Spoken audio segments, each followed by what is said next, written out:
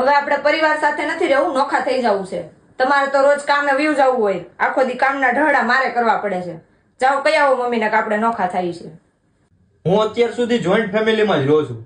મારા દાદા દાદી અમારી સાથે જ રહેતા. કેમ મારા મમ્મીએ ઘરકામ નહીં કર્યા હોય? એ થાકી નહીં ગયા હોય? એને તો કઈ દી ન કીધું કે મારે નોખું થઈ જવું છે. મારે કઈ નથી સાંભળવું. તમે અત્યારે જ બહાર જાઓ, મમ્મીને વાત કરો. મમ્મી, મારે વાત કરવી છે તમારી હારે. તાર કઈ કહેવાની જરૂર નથી બેટા, મેં બધું સાંભળી જ લીધું છે. તમે તાર બીજું ઘર રાખીને ત્યાં વયા જાઓ. પણ મમ્મી, અત્યારે મારે તમારી સેવા કરવાનો વારો છે, અને હું અલગ થાય તો તમારું ધ્યાન કોણ રાખશે? બે બેનું છે ને એ અમારું ધ્યાન રાખી લે, તું ઉપાધિ કરી.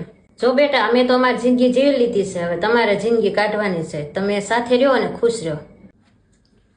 વાત થઈ ગઈ છે. હું કાલે જ ક્યાંક મકાન ગોતું છું અને આપણે અલગ થઈ જઈએ.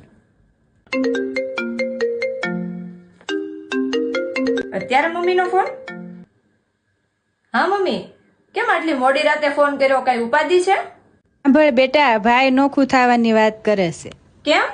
ખબર નહીં, પણ બે જણા રોજ બાંધે છે નોખા થવા માટે. અમે ભાઈ થી અલગ નહીં રહી ગયા, તું સમજાવજે. હા મમ્મી, હું હમણાં જ ભાઈને ફોન કરું છું. એ 2 દિવસની આવેલી બાઈ માટે થોડું કઈ નોખું થઈ જવાય? અને તમે એને મોટો કર્યો છે, એ નોખો થશે તો તમારું કોણ? શું થયું છે? ભાઈ ભાભી નોખા થવાની વાત કરે છે, એમ થોડા મમ્મી પપ્પાને છોડી દેવાય? હું સમજાવું છું એને. તું ક્યાં મોઢે તારા ભાઈને એમ કે અલગ ના થાવ? થોડી વાર પહેલા તું જ મને અલગ થવા માટે મજબૂર કરતી હતી, એમ તારા ભાભી પણ તારા ભાઈને મજબૂર કરતા હશે. રોવાનું બંધ કર અને સમજ કે પરિવારની સાથે રહેવામાં જ મજા છે અને એમાં જ ખુશી છે. અલગ થવાથી કોઈ ખુશ નથી રહેતું. સોરી મમ્મી, મારી ભૂલ થઈ ગઈ. મારે અલગ નથી થવું, સાથે જ રહેવું છે. સાની રેજા બેટા, પરિવારમાં તો આવું હાયલા જ કરે.